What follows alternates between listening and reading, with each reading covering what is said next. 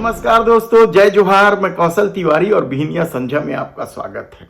देश का बजट जारी कर दिया गया है एक लाइन में।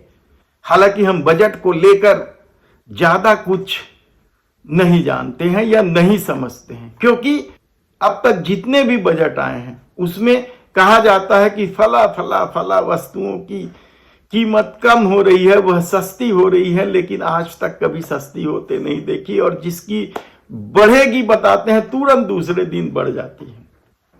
लेकिन सीधा सीधा एक लाइन में कहा जाए कि केंद्रीय बजट क्या है, तो यही कहा जा सकता है कि यह सत्ता बचाओ बजट है।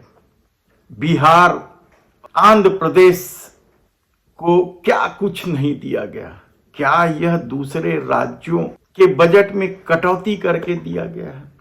जिन राज्यों में चुनाव होने हैं, इस साल 3 राज्यों में चुनाव होने हैं, महाराष्ट्र, झारखंड, हरियाणा, उन्हें भी कुछ कुछ मिल गया। लेकिन छत्तीसगढ़ को क्या मिला? एक बार जिक्र जरूर आया बजट भाषण में, तो लगा कि अब छत्तीसगढ़ को भी कुछ मिलेगा, लेकिन वह नक्सलियों से संबंधित था। खैर, ये तो बजट की बात हुई, लेकिन छत्तीसगढ़ में क्या कुछ हो रहा है? क्या मोदी सरकार की तरह छत्तीसगढ़ की सरकार भी कारपोरेट के साथ गठजोड़ करके आम लोगों का जीवन खतरे में डाल देना चाहती है? क्या छत्तीसगढ़ की सरकार को उद्योग क्षेत्रों में रहने वाले लोगों की जरा भी चिंता नहीं है? यह सवाल इसलिए उठ रहे हैं क्योंकि कल ही विधानसभा में खुद भारतीय जनता पार्टी के विधायक अनुज शर्मा ने जब सवाल उठाया, तो उद्योग मंत्री लखन लाल देवांगन के जवाब जिस तरीके से थे, वह हैरान कर देने वाला है कि आखिर छत्तीसगढ़ के लोगों के स्वास्थ्य के साथ किस तरीके से उद्योग खिलवाड़ कर रहे हैं। अनुज शर्मा ने कहा कि मेरे पास 108 उद्योगों की सूची है जहां स्वास्थ्य परीक्षण ही नहीं हुए हैं। उद्योग मंत्री लखनलाल देवांगन ने जरूर कहा कि हमने इनके खिलाफ कार्रवाई का निर्णय लिया है, कार्रवाई चल भी रही है, कोर्ट में भी मामला चल रहा है, लेबर कोर्ट में भी मामला चल रहा है। और यह कहते हुए उन्होंने 108 उद्योगों का तो जिक्र नहीं किया, लेकिन राजधानी के नजदीक सिलतरा में जो उद्योग है उसका जिक्र जरूर उन्होंने किया। उन्होंने खुद बताया कि सिलतरा में 32 उद्योग हैं, जिसमें से 25 उद्योग खतरनाक श्रेणी के। और सभी उद्योगों को यह निर्देश है कि साल में वह कम से कम एक बार स्वास्थ्य शिविर जरूर लगाएं। लेकिन आप हैरान हो जाएंगे कि बहुत सारे उद्योग, खुद अनुज शर्मा ने बताया कि 108 उद्योग उनके पास, उनकी जानकारी में है, जिन्होंने स्वास्थ्य शिविर ही नहीं लगाया।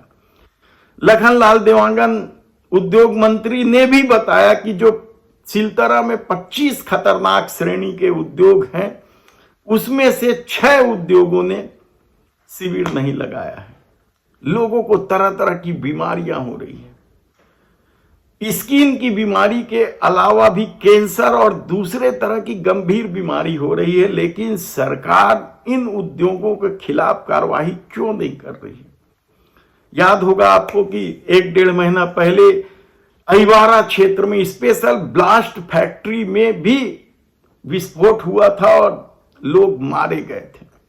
तब भी सवाल उठा था, लेकिन लगता है कि कारपोरेट और सत्ता के गठजोड़ ने आम लोगों का जीवन मुश्किल कर दिया है। और शायद यही वजह है कि इन सवालों से बचने की कोशिश की जाती रही है, जवाब ही नहीं दिया जाता है। हम और बता दें कि छत्तीसगढ़ में जो जानकारी मिली है, जो सूत्र बता रहे हैं कि लगभग हर साल 100 से अधिक ऐसी दुर्घटनाएं होती हैं जिनके खिलाफ पुलिस कार्रवाई भी होती है और लेबर कोर्ट में भी मामला चलता है। लेबर कोर्ट में जो मामला चलता है उसमें तो बकायदा जुर्माना तक बात चली जाती है या कार्रवाई हो जाती है, लेकिन पुलिस में जो कार्रवाई चलती है उसे लेकर सवाल उठते रहे हैं। कि मामला अंजाम तक क्यों नहीं पहुंचता, क्यों ठंडे बस्ते में चले जाता है, इसे लेकर कई तरह के सवाल है। हमारी टीम लगी हुई है कि कोर्ट, लेबर कोर्ट में और पुलिस में किस किस तरह के मामले चले और उसकी क्या स्थिति है हम आपको बताएंगे। लेकिन हम आपको बता देते हैं कि जिस तरीके से विधानसभा में सवाल उठे और मंत्री का जवाब है, उसे देखकर यह अंदाजा लगाना मुश्किल नहीं है कि कारपोरेट और सत्ता के गठजोड़ किस तरीके से लोगों के जीवन के साथ खिलवाड़ कर रही है, उनके स्वास्थ्य के साथ खिलवाड़ कर रही है। धन्यवाद।